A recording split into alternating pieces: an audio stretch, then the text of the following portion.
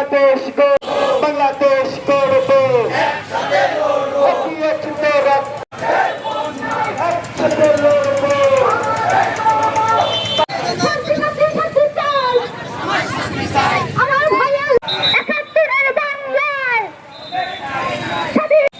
পক্ষ থেকে সকলকে সংগ্রামী শুভেচ্ছা ও সালাম। শিক্ষার্থী ভাই ও বন্ধুরা এবং ঝিনাইদহের গণমানুষ, প্রথমে স্মরণ করছি আবু সাইদ সহ হুঁশিয়ার করে দিচ্ছি, এই হাজার শহীদের রক্তের উপর দিয়ে যদি কেউ চাঁদাবাজি করার চেষ্টা করেন তাদের কিন্তু ছাত্র সমাজ ভেঙে গুড়িয়ে দেবে।